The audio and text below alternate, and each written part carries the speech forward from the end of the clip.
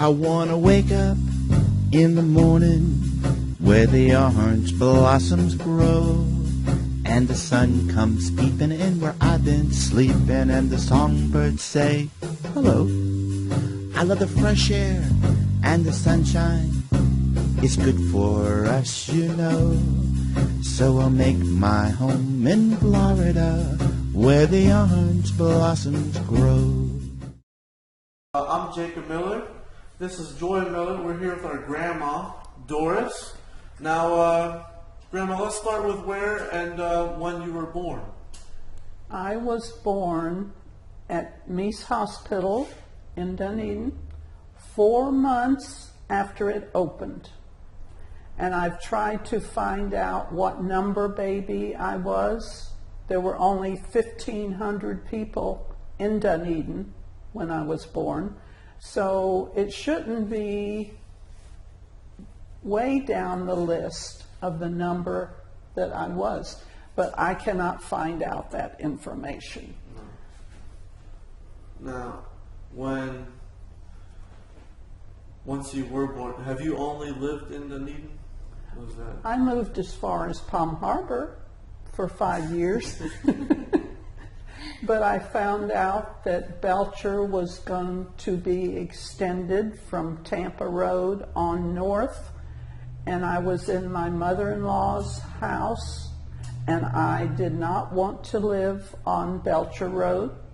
So I started looking for a place and found a beautiful place in Scottsdale in Dunedin.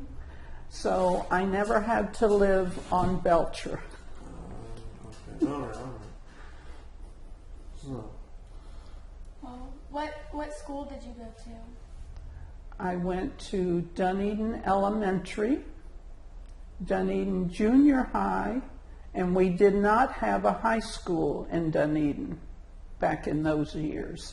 So I was bused to Clearwater, and I was 3 years on Greenwood, and between my junior and senior year, they built the new high school out on Gulf to Bay and Hercules. So I was in the first graduating class from the new high school in Clearwater. And I found out recently that a girl I went all the way through school with, Grace Watterson, her father worked from the time she started school until after she graduated because he wanted her to graduate from Dunedin. But we didn't get a high school in Dunedin until after she had graduated. Okay. And our mom is the third class of Dunedin High? Or she was the year of 83? I don't know. I didn't keep up with that. I forget the year they did. Yeah, I forget what year it started. Now, the generations before you, did they go to high school? Was there another high school around here that they could go to? Tarpon Springs was the closest. If you lived north of Curlew, you had to go to Tarpon. If you were south of Curlew, you could go to Dunedin and Clearwater schools. Okay. Because Dunedin, even when you guys moved to where we live now, Michigan was still just sugar sand. Right. So I'm thinking where would be the closest school that you would even go to? And speaking of sugar sand, if you lived in this area, you knew not to try to go up the hill on Michigan Boulevard in the summer because you would get stuck before you got to the top of the hill. You could go down, all right, but you could not come up that hill. You would get stuck. Was that like, even in winter, like it's like just a one-way road down? Right. I'm trying to remember the pictures that they got. I don't know if it was you that had them taken, the aerial view of the property. I think George did that. George, Herbie's brother. Because Stilling Heights was cow pasture, Braymore, Orange Grove. Now did they stretch all the way past how they were across the street from County Road 1, and then they kept going all the way north? They went as far as Brady. The Nigels Groves went as far as Brady, and as far south as Solon, on both sides of the road. They were Dad's, Lee Nigels. On the east side, Eugene Nigels, his brother, on the west side, and Grace Nigels, the widow of Emil Nigels, on the east and west side. She had groves. There's just oranges everywhere then. There were orange groves everywhere. Now, when did you get married? June 24th, 1955. I had graduated from school the Friday before, and I got married the week after I graduated from high school with another native. He lived in Palm Harbor, Herbie Mann Jr. We rented in Dunedin a garage apartment from the chief of police for 2 years before we bought our first house on Heidelberg. And we lived there until the 70s, when we built the house that you all live in now. Yeah. And I'm glad to have that part of Dad's property still in the family. Absolutely. I still wish we had cows. Yes, I wish we had cows. that was nice to look out on the cows. What did he do for a living? Herbie? Yes. When we married, he was working at the Standard Oil gas station on Main Street in Dunedin. And I forget what year they had a motorcycle, and Bobby Ayers rode the motorcycle as the Dunedin policeman. And he and other police would come in and tell Herbie, why don't you go to school and come join the force with us? Mm-hmm. So he finally did that, and he worked 16 years with the Dunedin police. He had a stroke and had to retire from the police department, but he always loved the job that he did. Absolutely. It was still a small town, and we didn't have murders and all that stuff like we have today. Crazy. But it was mostly just keeping the kids out of trouble and sending them back to their parents when he would catch them skipping school. And what did you do for a living? I did a little of everything. I worked in offices. I ran the fruit stand that my mom and dad had started at their house for 7 years. And then I worked at a nursery school when you three girls came along, because it was like having another paycheck. I did not have to pay for you all to go, Yeah. which I would have had to do if I had another job. I would have to have paid daycare. So that way I could take the kids to school with me, And then I ended up, Nancy Ayers had called me. A man from top of the world wanted somebody to cook his night meal, and she didn't want to do that. So I went and talked to him, and it was a great job because he was a terrific guy. He was retired from the telephone company in Chicago, and I would cook his night meal, which led to changing his bed, doing his sheets. Then it was doing all of his laundry. Yeah. And I was friends with his whole family. Every time they would come visit, they would take Herbie and I with them. We went mostly to the restaurant, the Garden Seat Inn, it was called. It was near Morton Plant Hospital. It's not there anymore.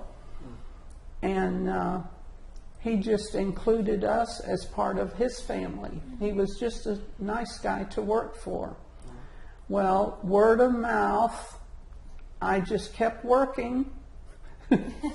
Different ones would call me and I would do whatever they needed. So I've done a little of everything. And of course, I always had jobs to do on the farm because we always had a garden. We had cattle. We had the groves.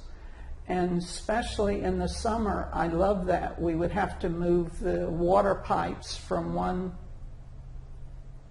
lane to another to water the trees when we didn't get rain. Mm-hmm. And that was fun. And we were barefoot all the time. And our feet were so tough from going barefoot that we could go right on through the sand spurs. Now, if I step on one, it sticks in my feet.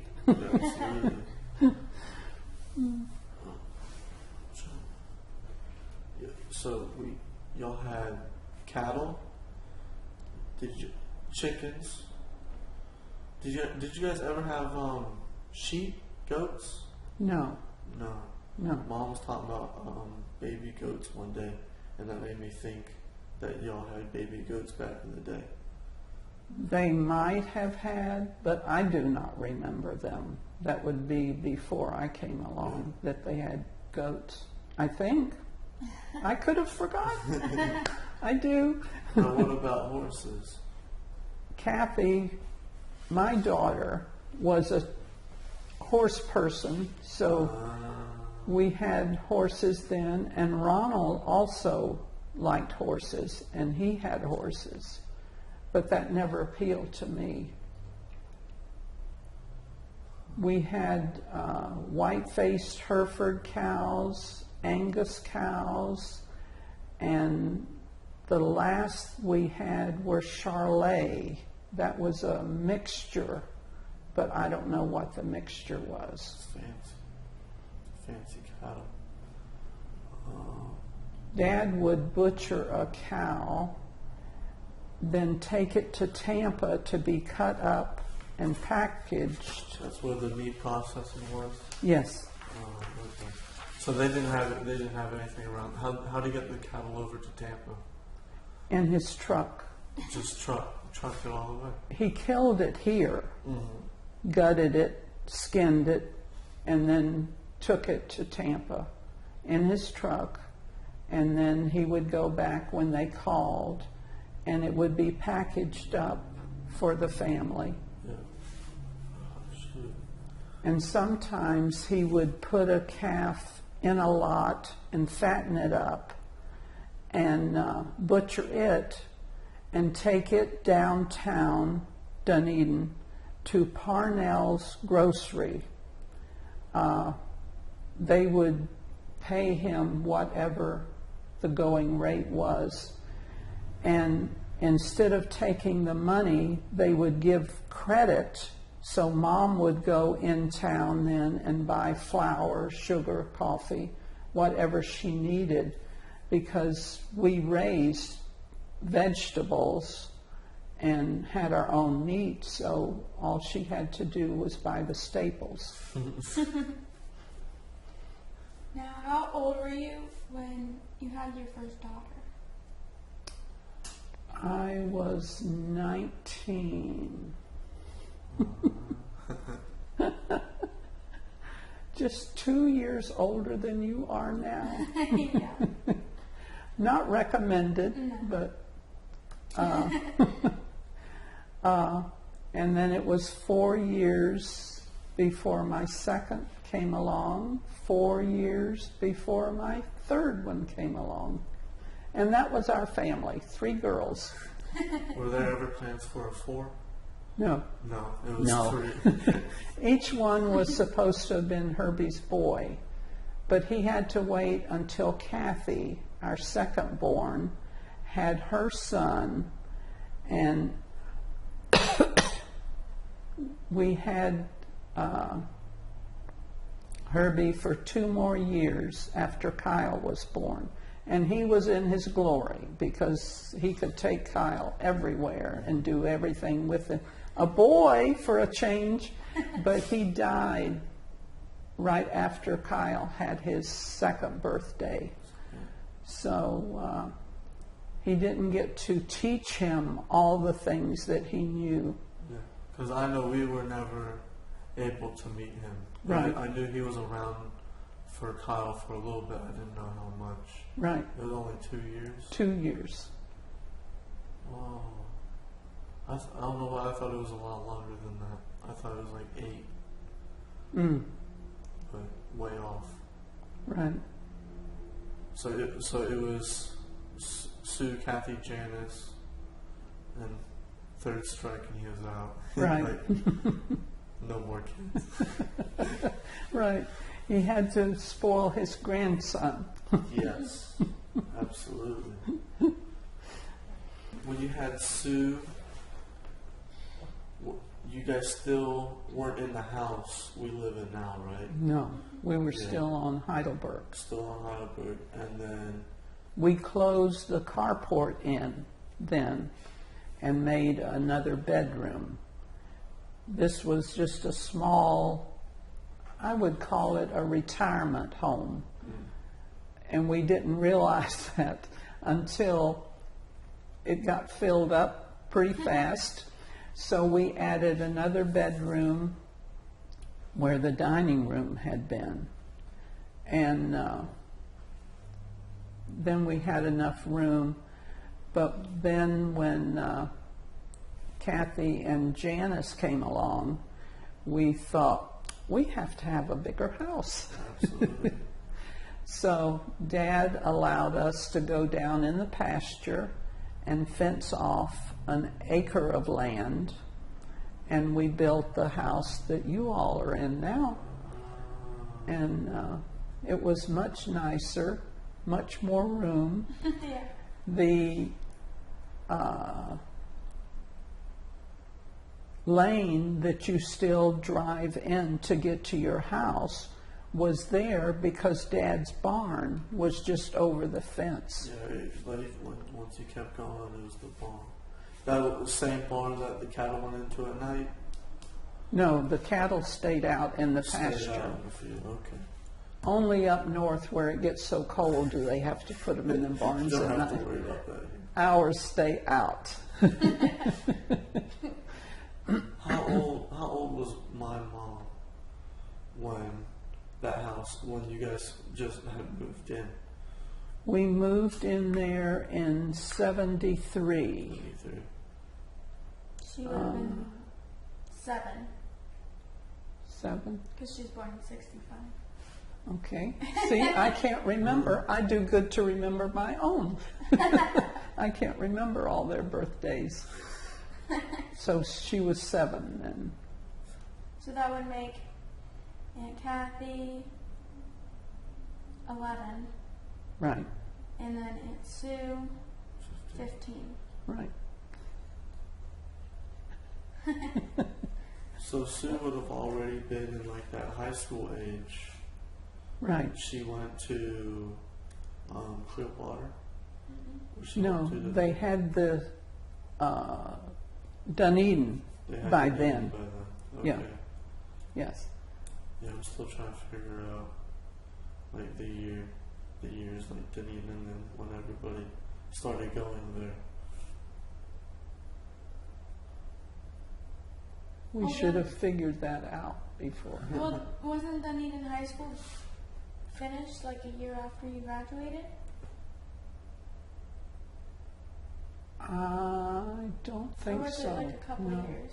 I think more than that. Because it wasn't long because, what was her name, Watterson? Grace. She said her dad was the one trying to build Dunedin High School, but it was off by just a little bit because he wanted her to graduate from there. Didn't Sue graduate in 81? Do you remember? I don't think Or- might have been earlier. It might be because I think my mom graduated in '85. So We should have figured some of this out before, I think we should have put a little timeline down. but we have to do that after we talk because it would be interesting to see how long the school was there before Sue graduated. Mm-hmm. I know Kathy did not go to her graduation. She didn't want to, so she didn't. wow. Do you know the reason why she All I ever heard was, I don't want to go. Wow. I wonder. If I work 12 years, I want to go to my graduation. Right? I enjoyed my graduation, that's for sure. That's weird. I kind of want to ask her why she didn't want to go. Well, next time it's here, Exactly. maybe you have to graduate from Dunedin High School. So, all of us grandkids went to Dunedin High School, right? Kyle did. Right. And you all were born at Meese Hospital also. Mm-hmm. And right after Joy was born, they moved the maternity ward out to Countryside, so no more No more babies. of the Nigel's generation will be born at Meese Hospital, unless they bring it back, but I don't think they You might be probably able will. to smooze it in there. No, it'd be something else though. I feel like they would have to take somebody in who's like already Yeah. far into labor. I think they'd take somebody. Like, no, they're coming out now. It's coming.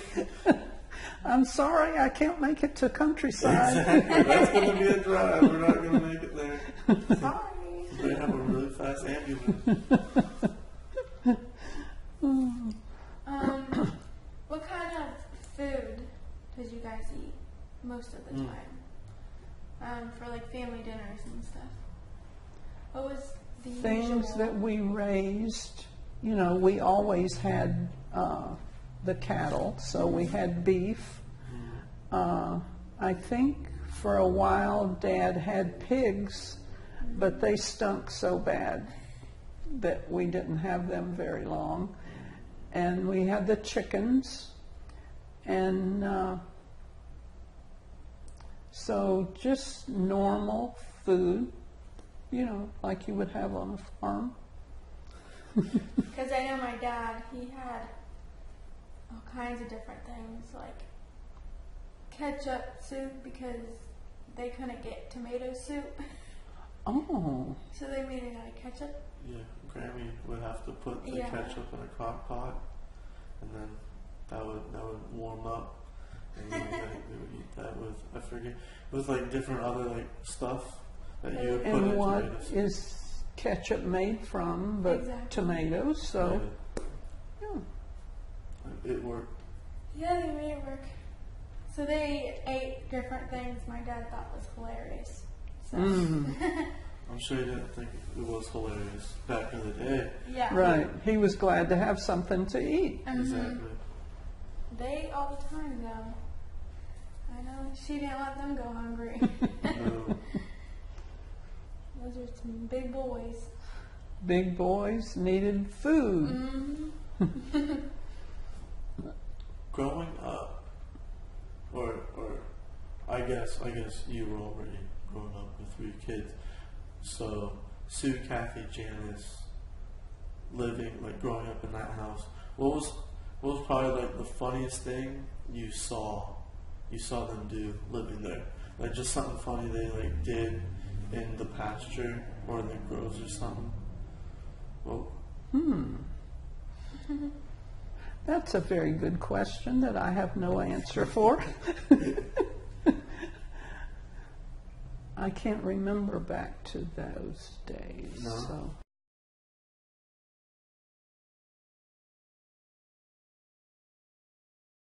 What do you guys do for fun as a family? We rode bikes. We had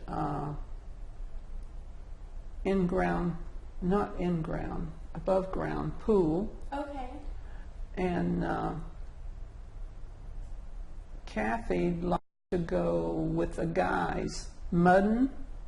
That's where you take your trucks, whether they're jacked up or not, and go mudding and get them nice and muddy. She did that a lot. And she delivered auto parts for, I forget the company. And she was as close to a boy as we could have gotten, because she liked to go with the guys and do things like that. She rode a horse, and she liked what the guys liked, so she liked that. so tomboy. Tomboy, yes. She played in the band at the high school, and she played the little thing, what was that? Flute? One of them. And then she was a flag twirler. Oh, can't think of the name. I want to say they call them color guard. Yep, that's what it is. Yeah, Color they call them guard. color guard even though they're not a color guard. Like I would hear them, like being in ROTC, I would hear them say like, "Oh, I want color guard." I'm like, "Oh, like no, you're a band." I was like, "How?" Oh, see, that's the difference in the years, because when she was doing it, they called them flag twirler. Yeah, that's what I call them. That's what I call them. So And what did Aunt Sue do in high school? She joined DCT, I think it was called then, and she worked with me at the fruit stand Okay. as her job. And we were quite busy. I was surprised that we were that busy, because it was at Mom and Dad's house on County Road 1. But again, word of mouth, if you do a good job, people hear about it, and they go to where they get good fruit. Yeah. Me and Mom drove over there not too long ago, because I never even realized that's what it was. Really? Yeah, so it's still up, but I mean, there's like shelves in there still. I mean, there's still a lot of stuff in there, which is interesting. Because Mom has a picture of her, Aunt Sue, and Aunt Kathy standing in front of it, so that was cool. What did my mom do in high school?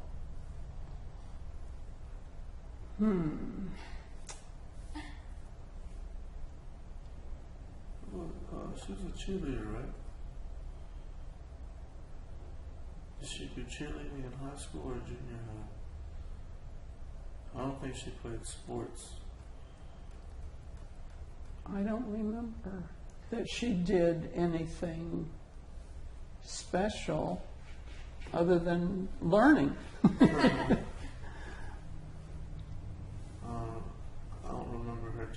she played any sports or anything like that? I don't think she likes sports that well. I think I don't know if she cheered in high school too. I know she cheered in junior high. Junior high. But I don't know if she continued in high school. I think she did for a couple years because she has her friend, pinball, that played in Canada. He plays for Canada now. Well, he doesn't play anymore, but Mike, what was his last name? I can't remember. I can't remember. I know his face though. Yeah. I know his mother worked at the city of Dunedin, and she stays in contact with your mother now. Yep, she was at Laurie's event downtown. So, which is also another one of Mom's friends, Laurie White, the country singer. So, Died too early. yeah, she died a year ago. I think it is now. So,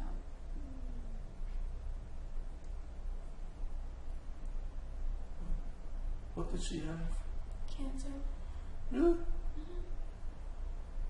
I thought it was something totally different.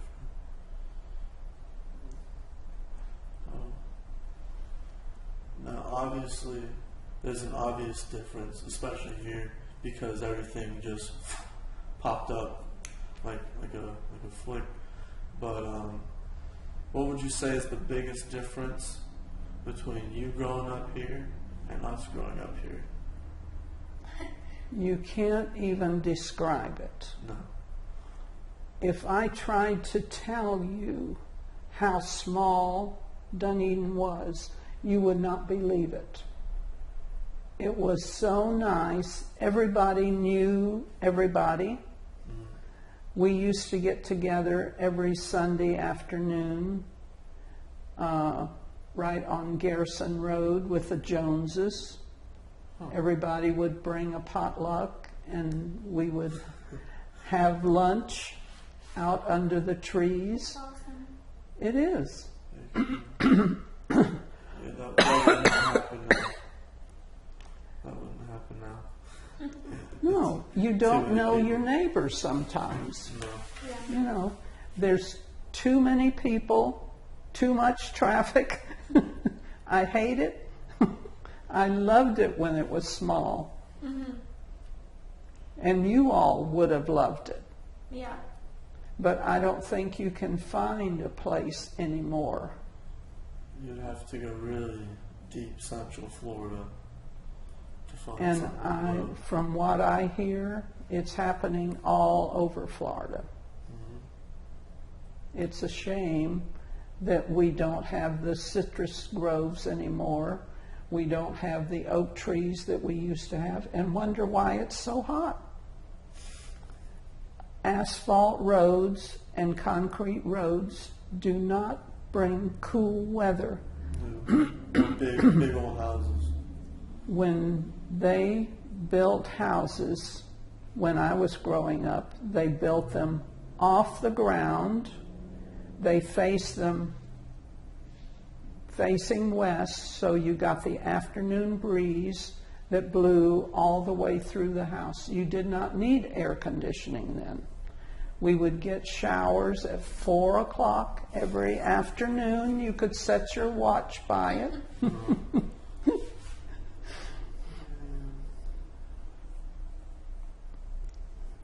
Those beautiful days are gone. Yeah. Traffic is terrible now. It's sad. Yeah, Main Street's bad. Main Street gets rough big time. They're building more too. The more roads they build, the more people come. Yeah, that's true. It's like Dunedin's getting a lot more popular now as well. It's getting a lot more attention.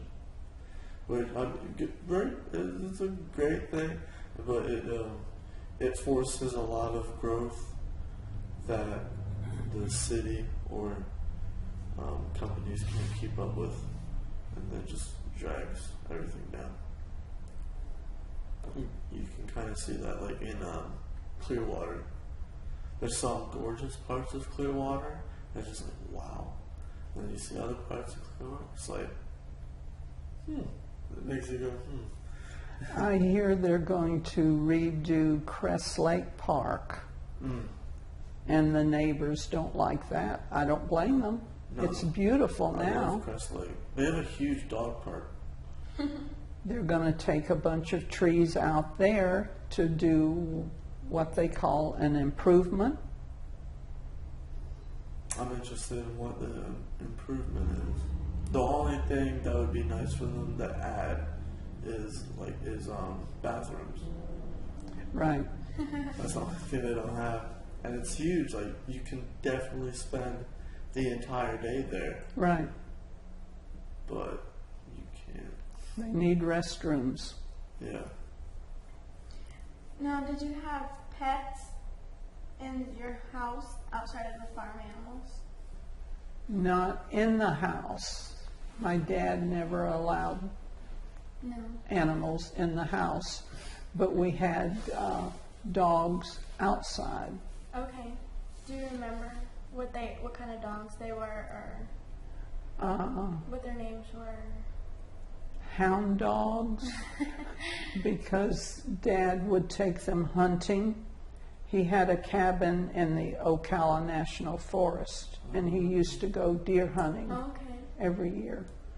So he had dogs for that. And he used to go out to Lake Tarpon, which was Lake Butler when I was growing up. Okay. And he would go fishing and catch bass, which, of course, we would eat. Yeah. I love fish. And how about when you were in our house with our mom and aunts? What kind of, did you guys have pets inside the house or no? Yes. We had a dog named Tang Fu that was as spoiled as Buster is today. How did he get his name? That's pretty unique. He was a Pekingese, Okay. and so that went along with his heritage. Okay. And outside we had cats because the barn was close by, and we had rats. Okay. And she was a marvelous ratter. Yeah. She would catch the rats, bring them to our front door, never eat them until she made us look at them. She makes sure you know she's doing her That job. she's doing her job. Look what I got. We used to have cats when I was little, before a dog started running around our yard. There would be we had like 3 stray cats. Oh yeah, we always And had us. cats in our yard. And Mr. Will that lives up on the street, he would get like dead squirrels and rabbits just laying at his front, on like that front door mat. And we would get them too, like in front of the garage and stuff. They all knew to bring them and show them off. That's the thing. You gotta show off your catch. Right. Earning your keep. Exactly. No. Out of your entire life, what would you say is your biggest accomplishment? The thing that you're most proud of? My kids. Kids, yeah. Mm-hmm. I mean, that's a great answer. I would say they all turned out pretty damn good. So I guess the question would be, other than your kids, because since you are a mother of 3 daughters, that would be... What would be my best accomplishment? I don't know. That I lived a good life I'm proud of my heritage. I'm fourth generation to have been born and lived in Dunedin. You all are sixth. So I'm quite proud of that. Mm-hmm. Very true.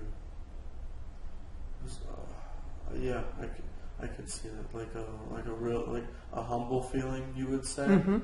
Like the humble that you've been able to like keep the anchor here. Right. Hopefully that will like keep going on. I'm hoping for 7 at least. Well, even on our dad's side, he's not very far from here. Because Grammy and Pop Pop were both in St. Pete area, Mm-hmm. born and raised. So they went to Northeast High School, both of them. I believe. Yep, they did. Yeah. Because they went And to I college. have to mention, I do have another grandson Yes. that is in Georgia now. He's 29. He's Kathy and Bruce's son. So I have 3 grandchildren. Maybe grandchildren one Right. day. Shoot, what was I gonna ask? I was gonna ask. It was something she said, and I had a completely good question. I do that all the time. Yeah. Sitting here trying to figure it out.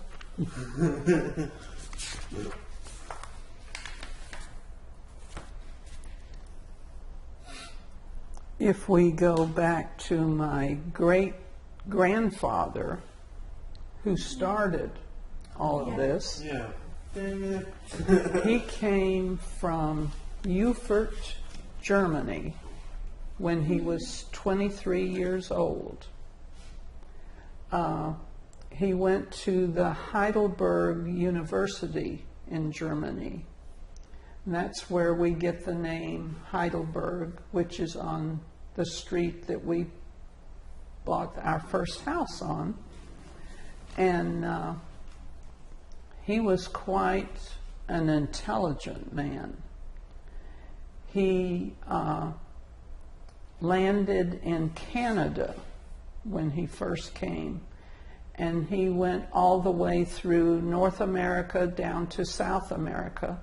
Didn't find anything interesting there, so he came back to North America, ended up in Greenville, South Carolina, and got the calling. So he went to, I forget the name of the university, and got his theological degree, and really wanted to be a preacher. And he did that all through the years. And then his first job after he got his degree was head of the music department at a finishing school for girls in Mobile, Alabama. And he wrote music, published music, and when he wasn't teaching, he would look for open pulpits, and it didn't matter. He got his Baptist degree, but it didn't matter to him whether it was Methodist, Baptist, whatever it was. He would go preach. That's what he loved to do. And he ended up marrying one of his students, and she was a teacher also. and they taught reading, writing, arithmetic, music, everything. I think they were both intelligent. And after the war between the states, people did not have money to send their girls to the finishing schools. So they were debating what they wanted to do, and they were shipping fruit from Dunedin to Mobile, Alabama. So they decided that they would take one of those ships back and come to Dunedin, which he did. And they bought their first land for $300.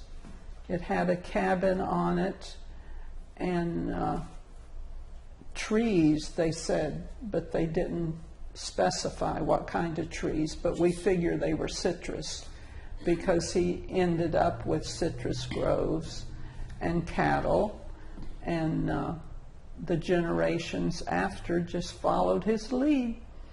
Absolutely. Yeah, he pretty much just humbled out then. That's crazy that that's how he found Dunedin. Right. Right. It was the fruit after the war. Was he here for the war? No, he would still have been in Alabama. Okay.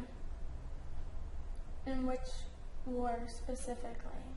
The war between the states. Okay. So, Civil War.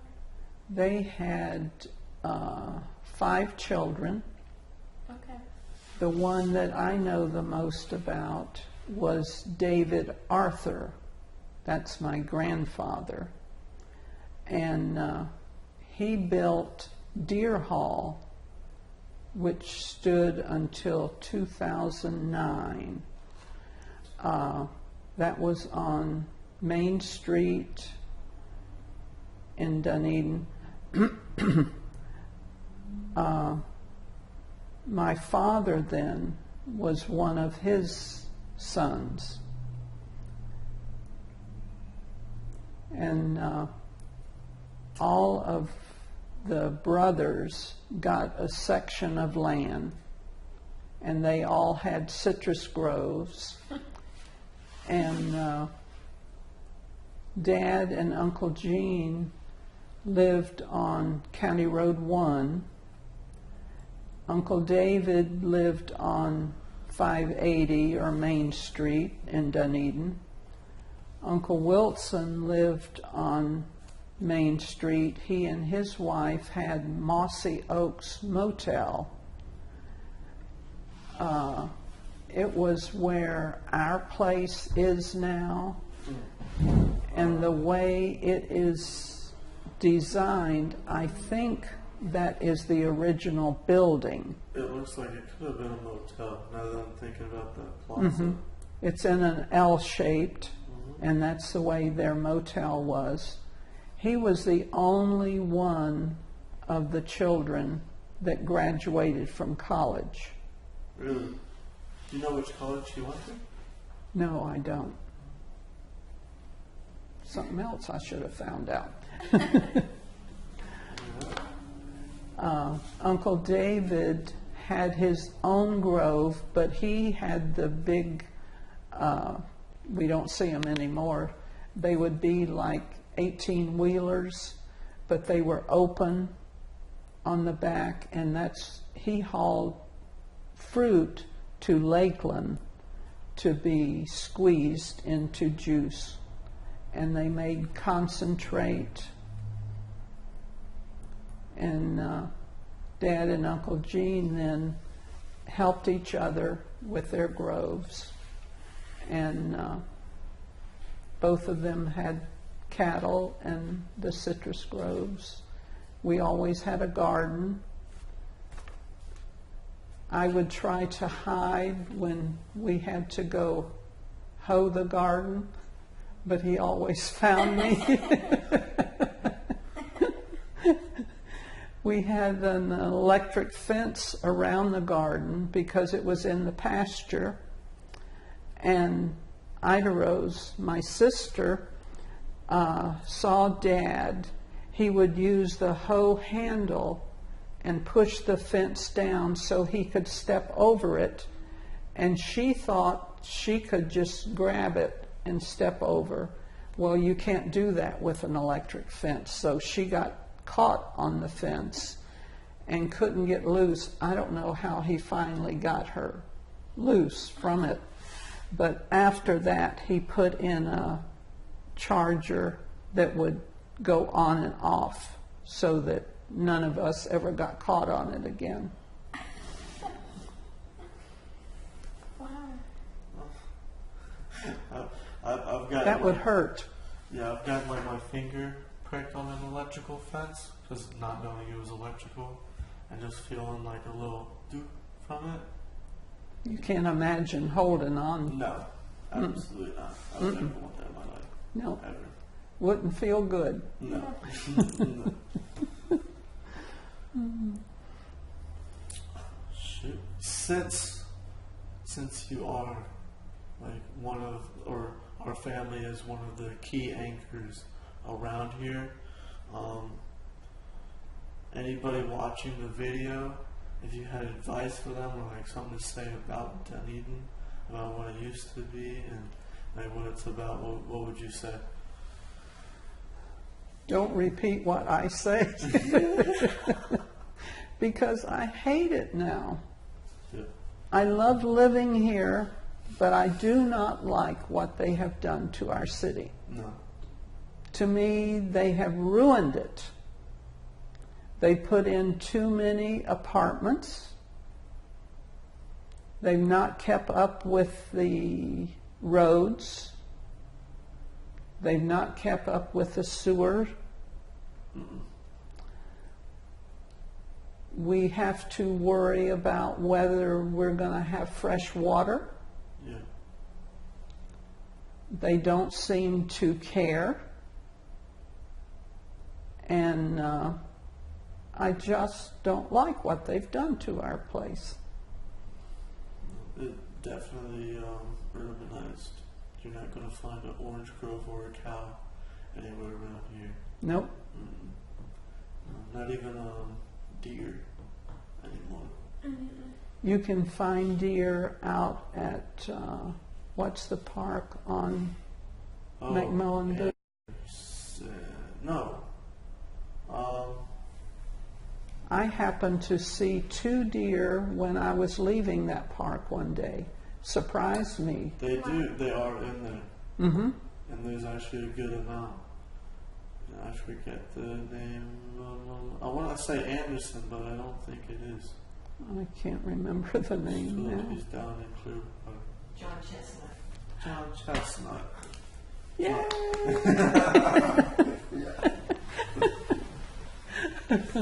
And that's a gorgeous park too. But yeah, no, I see where you're coming from, because just since I was little, seeing everything that's happened just within 20 years, or it would be like 16, because I can't remember that far, but it's incredible on one hand, but it's a little disappointing on the other hand. Mm-hmm. You see a little. It seems like too much, too fast. Mm-hmm. But everything's going too fast Right. nowadays. You The whole can't- world is going too you fast. can't stop it, because if you do slow down, then someone else is just going to get ahead of you. Yep. You'll get run over. Exactly.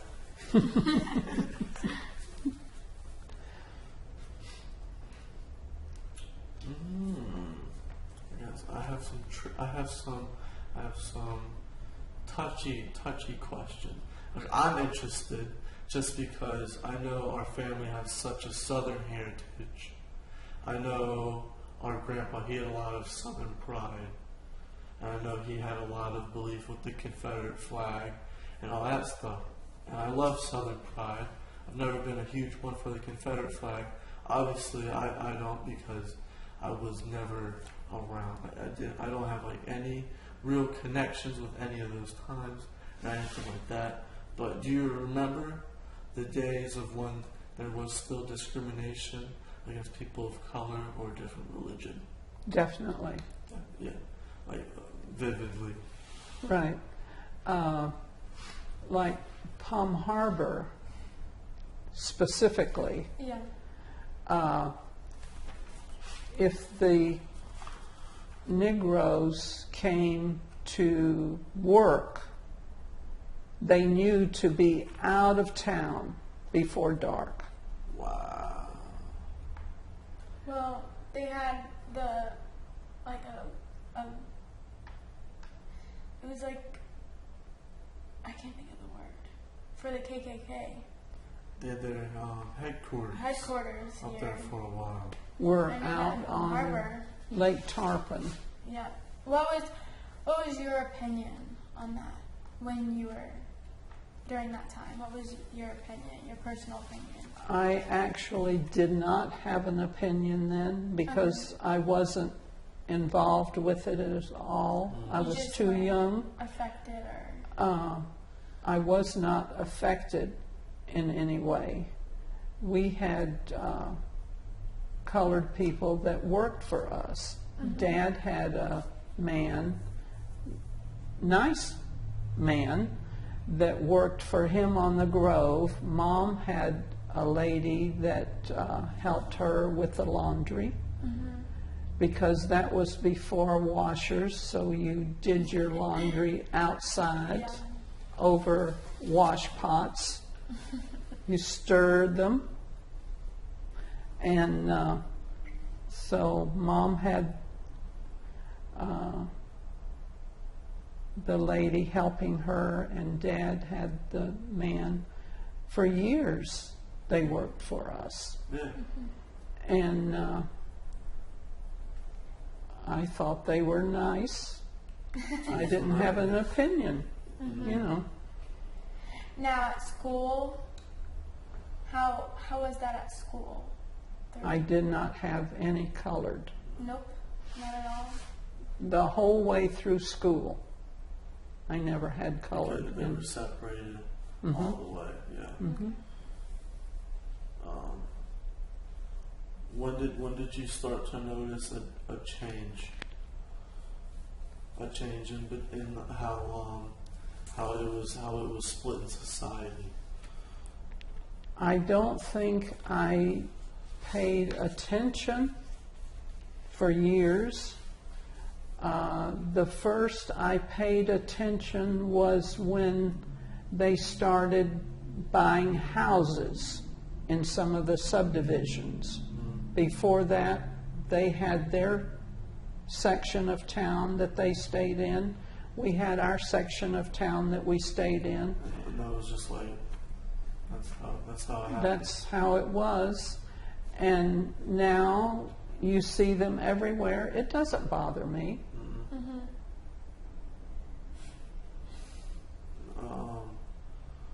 So your husband or grandpa, obviously, I never had a chance to discuss it with him.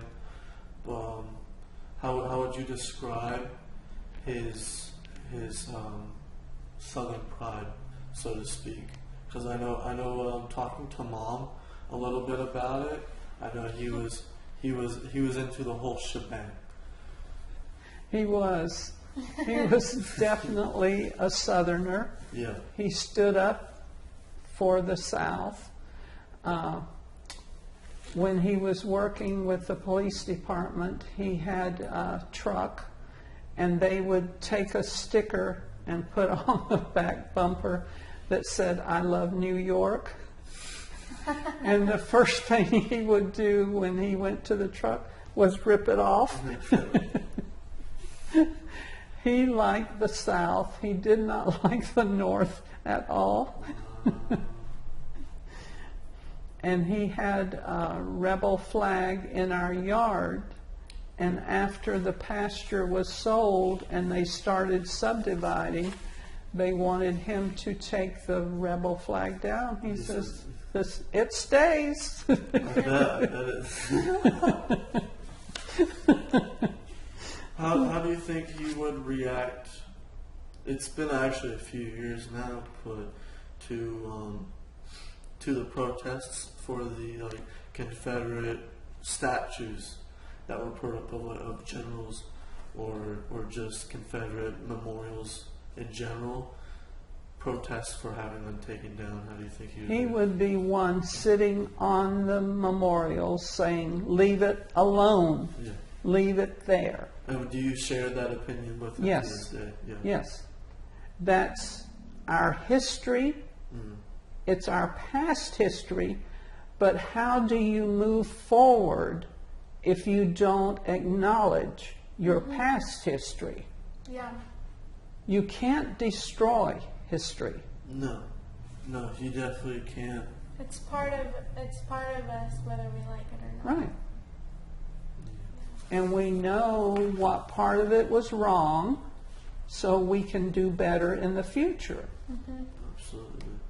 But you have to leave the memorials where they are. Yeah, I guess you can say they're built as a memorial for a reason. Right. I could see the only arguing point the other side could have would be since that obviously was a dark time for our own country. No country likes to really harp on itself splitting and fighting with itself. You always want to be unified against the other enemy somewhere else. Right. So why would you hold or build memorials that seem to glorify it, even though that's obviously not the reason, but that they seem to hold those Memories. or attitude. But they've been there for so many years. Yeah, so for them to just react to that now Right. seems a little overdone. Right. Why were they all right for hundreds of years, and now all of a sudden it's wrong? I don't understand that. Right, over progressive. We were talking earlier about the schools. Yes. I have pictures of elementary school. I had 28 boys and girls in my class. That shows you how small Dunedin was. Yeah. My 9th grade picture, I had 31 boys and girls. Okay.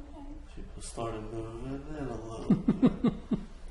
The elementary picture, we were sitting on steps of the red brick schoolhouse that was where the Dunedin Municipal Building is now. And some of the boys did not even have shoes on. Yes. That's how poor. Yes, I remember that. I remember that photo because my dad and I were looking at it, and he goes, "They're not wearing shoes," and I'm like, "No." And then Mom's like, "Yeah, some people didn't wear shoes." Right. Okay. Either they did not want to wear them or their parents couldn't afford to have them. Okay. And we had the weather that they could go without their shoes. Yeah. At least it wasn't cold like that more. Like people Right. had to walk to school with no shoes and it's cold. I rode a bus from the time I started school because we lived out in the country. One of my teachers called it out in the sticks, and I did not like that expression.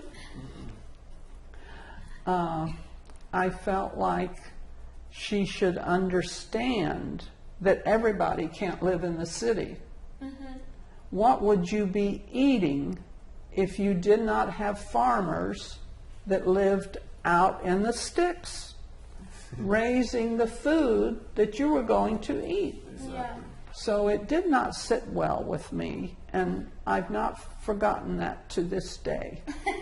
Some things I can't remember till yesterday, but that I can remember after all these years. Okay. I bet that still happens today. Probably. It's more urbanized people who obviously live in more rural parts are seen as such. Yeah. I mean, even that kind of stuff happens in other countries as well. There's usually more rural part, and then people who live in the cities, like, what's that?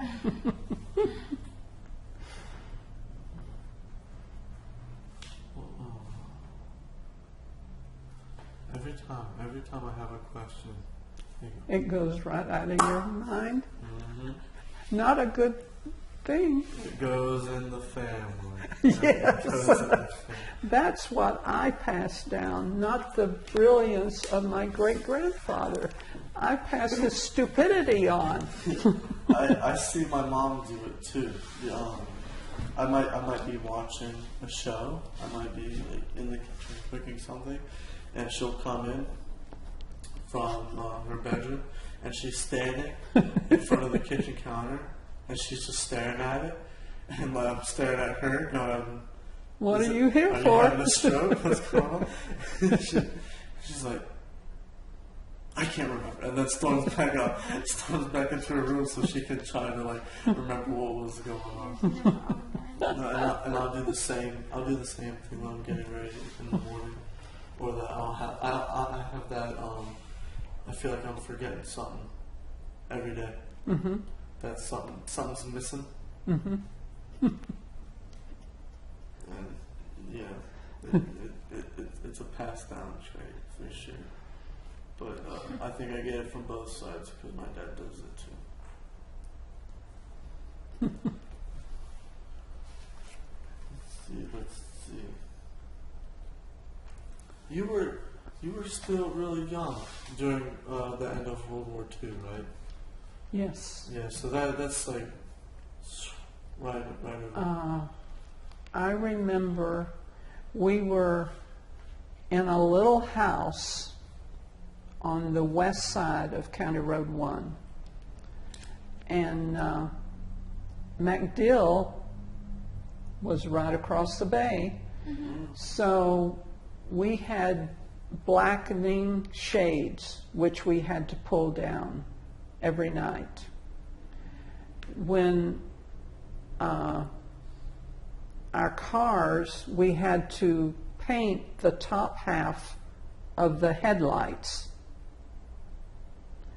And we found out years later, maybe people in authority knew, but we didn't know, that we had ships in the Gulf. But we didn't know that. Yeah, we probably got an alarm. Mm-hmm. Yeah, That's that would really have sent just the entire country into panic. Right. But that sounds crazy. Even though MacDill's there as one of the bigger Air Force bases, back then, because even when you guys were living in that house, Sugar Sand Road, cattle oranges for miles everywhere. Mm-hmm. A little town here, a little town there. Even further back to even more citrus, more cattle, that they would be that focused in down here. Mm-hmm. That they would be that alarmed. Wow, yeah. Did anything, like nothing, like just popped up? Like why are they telling us to paint the top half of our headlights and the night shades at night, or like were you guys like curious about any of that? No, we just did what we were told. Well, I mean, if McDill's telling us to, I guess we should. And during that time, there was a gas shortage. Mm-hmm. The farmers had ration books that they could use because they had to keep working to furnish food for the troops and that. So they could always get gas, but if you weren't a farmer, you could not always get gas. The food, the rationing of the food reminds me of, I was reading the Dunedin Beacon just that past week. I love that paper. Yeah, it's good. It's a good one. They have a lot of stuff in it. Lots of news in that paper. They were saying how because the garden club, they're 90 years in the running this year, and they were talking about the past a little bit and what they used to do back in the day. Why it was founded was because canned food lasts a lot longer. So they would set on canned foods and they would put gardens just everywhere. Victory gardens, they call them. Yes, victory gardens. And they pop them up everywhere. Mm-hmm. Because that way, like, you guys would still be able to eat what you had to eat here. There was still empty lots then. Now in Dunedin you can't find an empty lot. No, you couldn't do that now. They'd have to go like behind the community center and just rake it all up. I thought that was very, very interesting. I mean, strategically, yeah, because they were sending a lot of the resources there. I remember reading stuff about metal scraps. Mm-hmm. You potentially get a few cents back, and Right. started like a huge industry in and of itself. We were Rosie the Riveter at home Yes. with the Victory Gardens.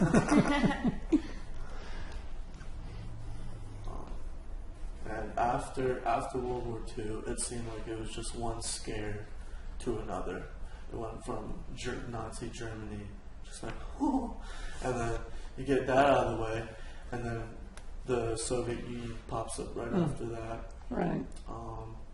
Obviously, my dad's dad, Pop, was out in Nevada during the 50s testing the missiles and stuff like that, because that's when the U.S. started doing all that stuff in the Air Force.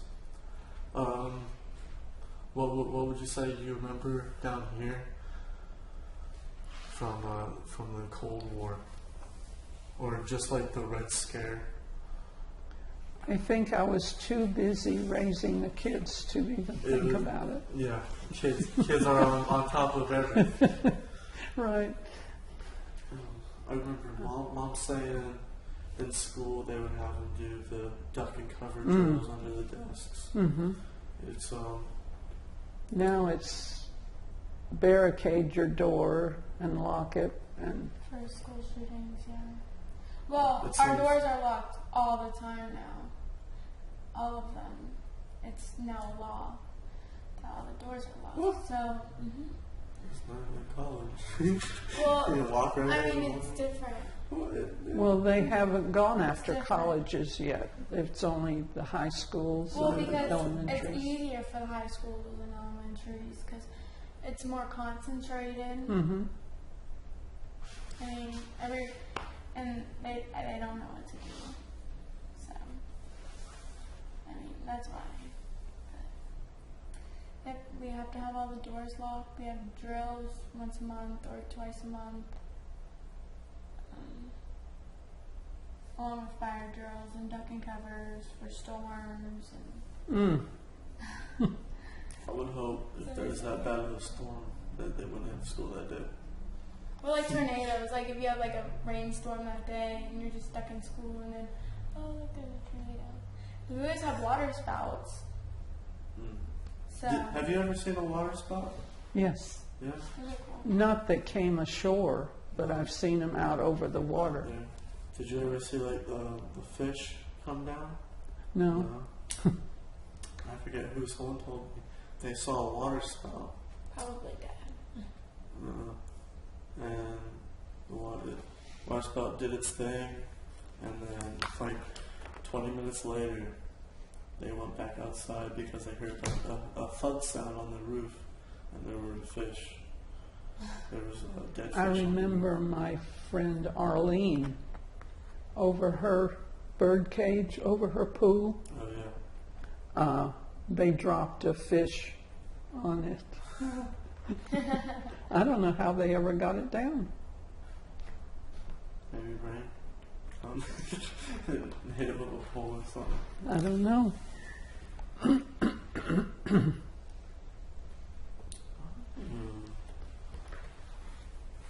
Okay, all those questions. Oh shoot! Back to when you got married. You got married at 19. How did the propose Or go was down? it 18? No, you were 17. 17. 17. 19 is when you had Sue. Yeah. I turned 18 in August after I got married at 17 in Yeah. June. Because I'm like, wait, because we all have summer birthdays, so we all. We did not have a fancy proposal like they have today. He didn't take you to Disney World. And do it when they Disney have a World fire. wasn't even there then. Exactly. it was a nice calm one. Yes. How, He was shy and so was I. We both worked out of that. yeah, I hope so. How was the marriage? Where did you guys have the wedding? At the First Baptist Church downtown, which is not there anymore. No. It's gone. Preacher Bill was there then. He was a terrific preacher, and everybody liked him. And we went up to Homosassa for our honeymoon. Stayed the first night at the Plantation, it's called. Yes. And then we went out to Dad's cabin he had on the backwaters of the Withlacoochee. And then from there we went everything around there. Silver Springs was there then. It's gone now. We went to, I forget Cedar Keys, because Herbie had a aunt that lived out there. We went to see her. And we stayed there for a week and then came home and went to work. Have you ever been to Three Sisters? Yes, I went there with Ruth Earl. Yeah. Mm-hmm. I've been trying to get out there to see it. I was trying to go to Three Sisters and another spring, like a little farther than Orlando. Mm. I think it's a Native American term for named after the spring, which is what I can't remember. But it's like the spring goes down into and it's real shallow. It's like a shallow creek almost, instead of like Rainbow River. It's absolutely ginormous. But you can like kayak down it, and it looks gorgeous. Mm. Have you been there recently? I was trying to go during that week I had off. So many of our rivers and streams are polluted now, so I hope it's still clear.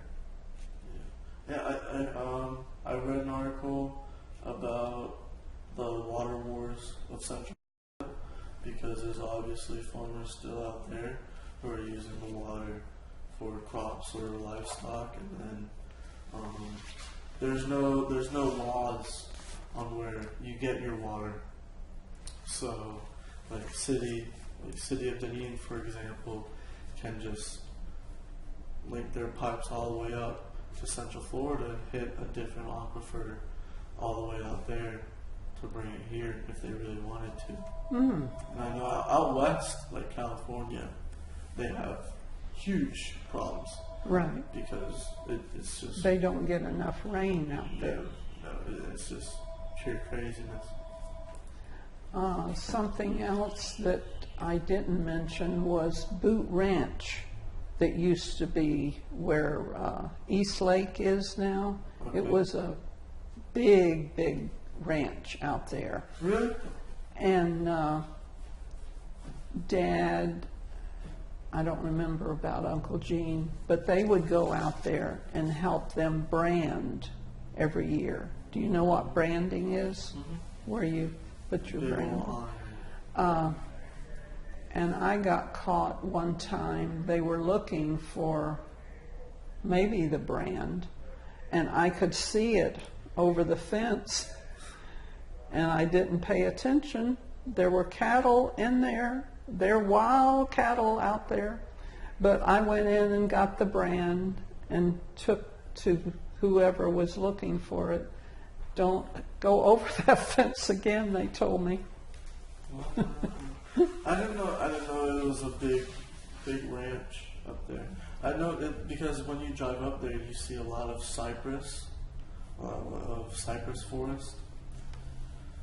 Alfred Boyd owned that ranch. All that up there. And it wasn't good for building, which they've built on it now, Yeah. but that's why he ran cattle on it, because it wasn't worth, you couldn't turn it into citrus groves. To what? Or So it was pines and palmettos and the cypress. So it was good for the cattle, but not for much of anything else. so you guys stayed local, obviously here, Dunedin, Palm Harbor area. How often would you say you would go South County? Because nowadays you take 19 and you're South County within the hour. But how often would you say you guys went down there for anything? To St. Pete? No. Never that I remember. No. We would go Clearwater. Yeah. I guess we probably went to St. Pete looking for my wedding dress. But unless it was some really special occasion, we didn't go to St. Pete. And I'm no different now. My circle is getting smaller and smaller. I stay in my little section. But we would go to Clearwater for clothes. And we had grocery stores in Dunedin. Yeah. So we didn't have to go to Clearwater for that, but we would go to Clearwater for the movies. You could get to Clearwater Beach very easily then. Mm-hmm. And so we just stayed local. The church that I go to, Curlew United Methodist Church, was the first church that was ever built in the Dunedin area. Oh. And Mr. Sutton gave money for the church if he could name the church.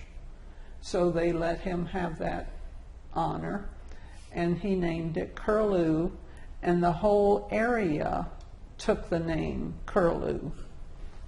And he thought it was for the pink birds, but they weren't actually curlew, they were pink spoonbill. But the name curlew stayed. And my great-grandfather and Herbie's grandfather were charter members of that church. And they left after so many years and started Midway Church in Palm Harbor. That church is no longer there, but there's a stone in Midway Cemetery that denotes that they were members. Oh, okay.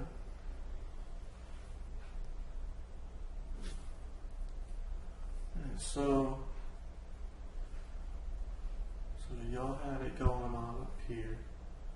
Clearwater was starting to build up, you'd say?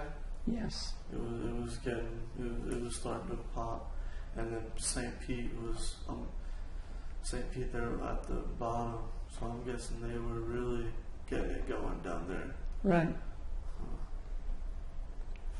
But like outside the downtown areas, where like the actual buildings and centers are, it stayed rural through the whole thing before they really started building everything. Building, yeah. And then Clearwater got the Scientologists that came in and ruined Clearwater. Mm-hmm. Nobody goes there anymore. Mm-hmm. About half of that downtown looks dead. Mm-hmm. And it used to be busy, busy, busy because the Capitol Theater right there on Cleveland Street was the only movie house around. So everybody went there for the movies. That was the place. That was the place to go. That was the hopping place to go. Another controversial part in at least American history is involvement in the Vietnam War. What would you say you remember, or were you worried about anything during that conflict? There was obviously they had. Oh, you were talking about the Vietnam War. Again, I don't think I was keeping up with it. It was just 3 kids and make sure the farm's still going. So I did hate the way the vets were treated when they came home. They did not have a choice. No. They had to go, and they should not have been treated like they were when they came home. And there's knowing just a little aspect about military with our family and all that stuff. You're obviously, there's punishment when you don't do what you're told to do, and so they did have to do some things that you look back and you're like, but at the time, like in the moment, you're telling a group of 18-year-old boys fresh out of high school to do something humans really shouldn't have to do ever in their lifetime. No. And sometimes those decisions are in a quite large gray area. Right. Yeah, no, I didn't like how they came back and were treated. They're the middleman. They weren't really. And I don't like the way the police are being treated now.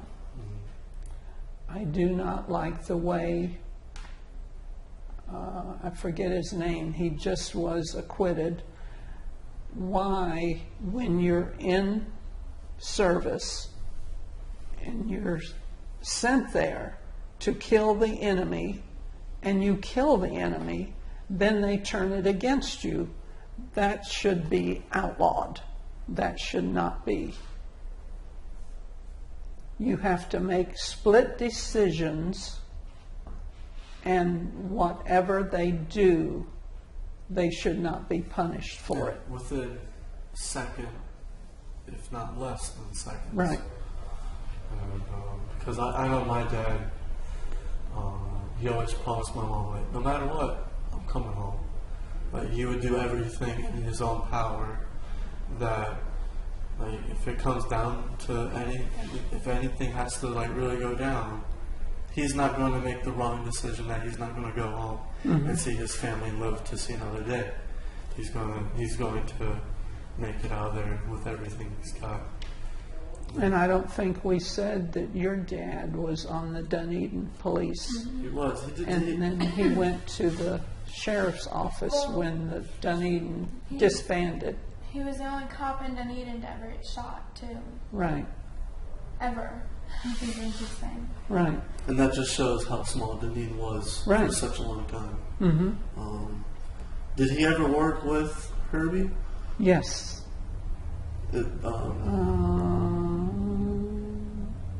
I think only for a short time.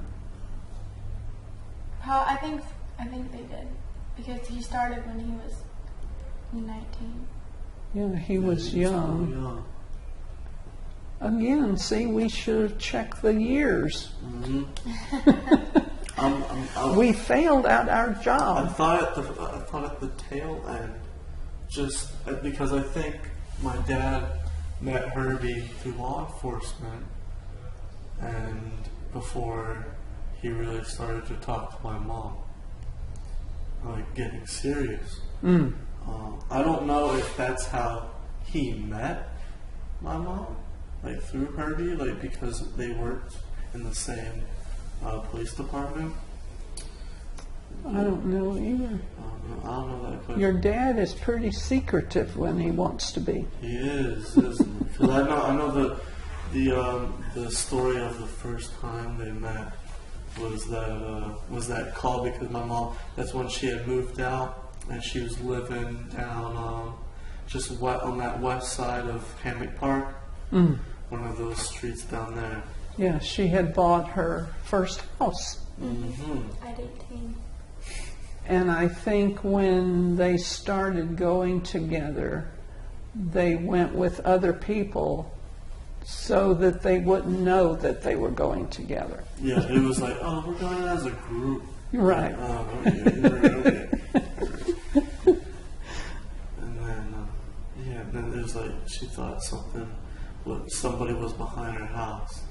And then he answered the door when the cops get there, and it's my dad just hands on hips, and there's somebody behind the house. And they thought nobody was back there, obviously, some raccoon or something like coyote or something just back there. And he said it was just boom right after that. So she had animals at her house. She had the cows at our house. And I remember she woke me up one night and said, there's somebody out there. And I went in her room and I said, that's just the cows. That's the cows. Trust me, the cows aren't going to let anybody near the house. You were here. Yeah, and I couldn't imagine because, like you said earlier, everybody knew everybody. Mm-hmm. If you had the actual audacity to like sneak around somebody else's place, you're just asking for it at that point. You're going to get shot. Yeah, you might as well just knock on the front door because they're going to find out eventually. Mm-hmm. Process of elimination. Exactly.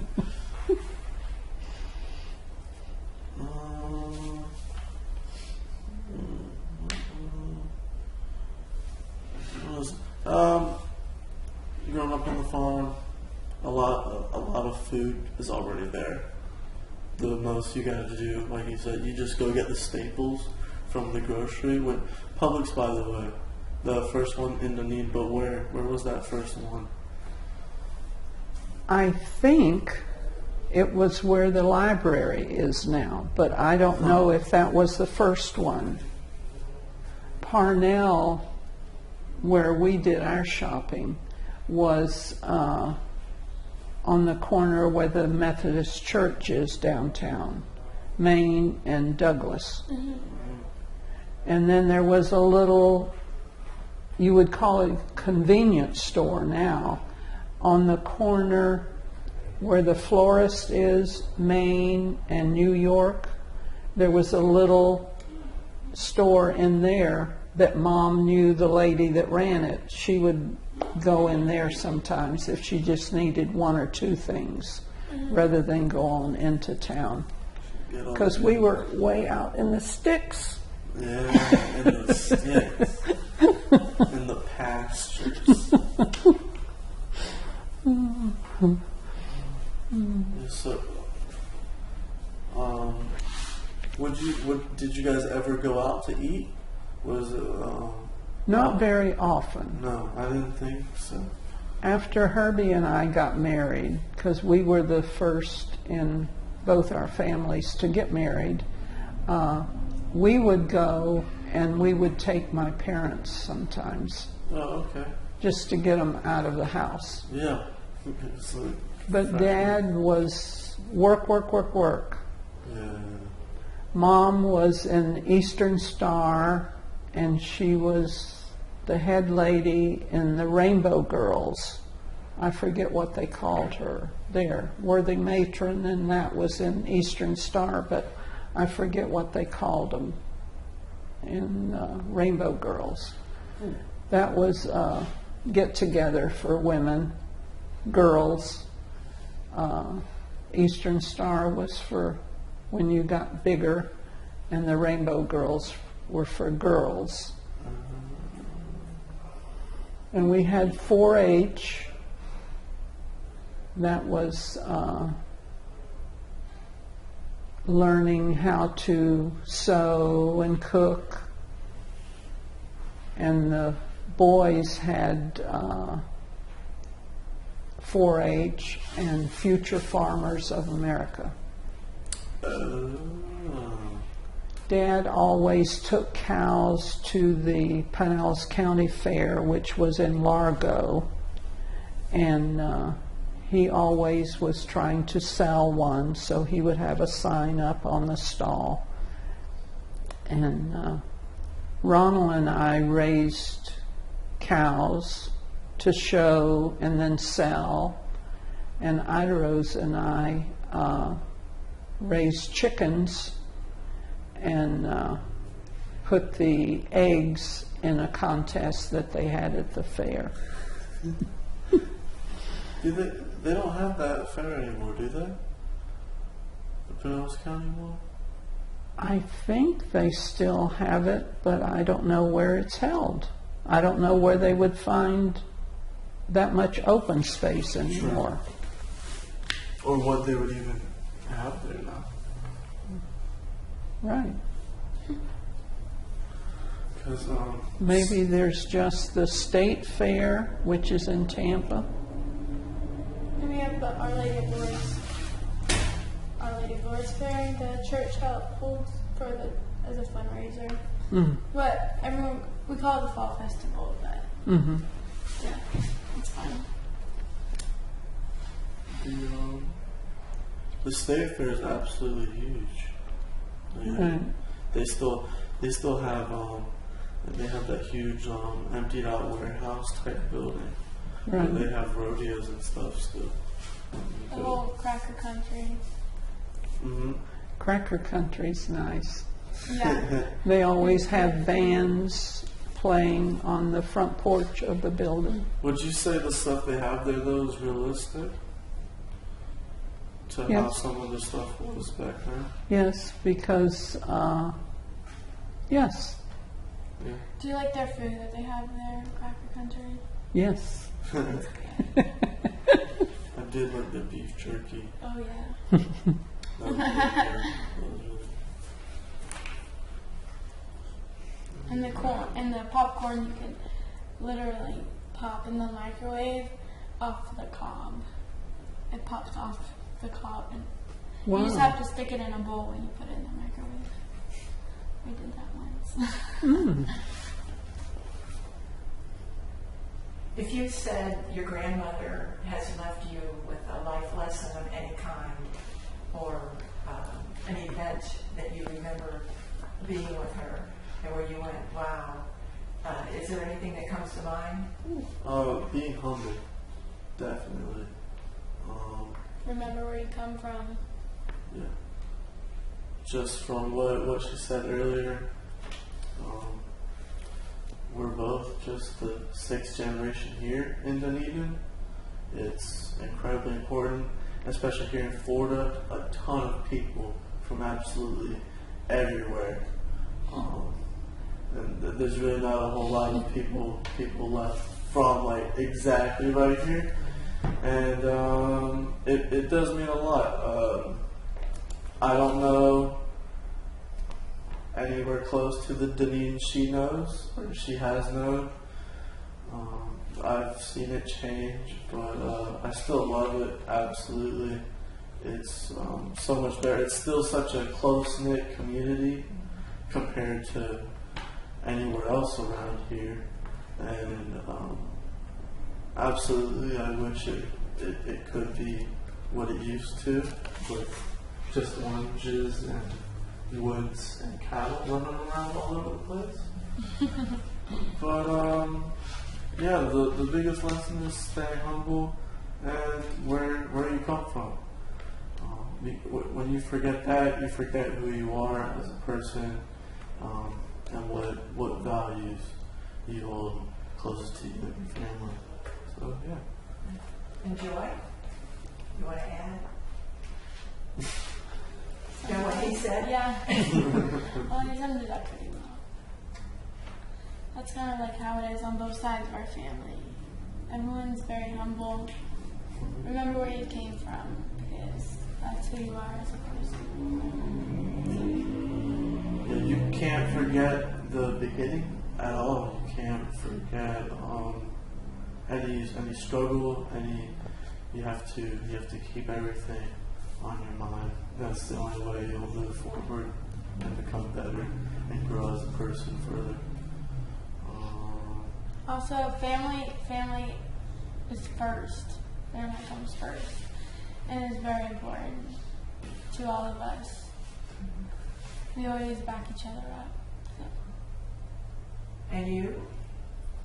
If you had to say you wanted to impart some life lesson to your daughter and children, grandchildren, what would you like them to know? I love the way they are interested in history, and I hope this helps them to remember where they came from, the people that went before us, and I think they're doing a terrific job so far.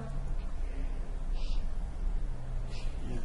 I mean, the generations before us, through accomplishments and mistakes, they still lay the groundwork.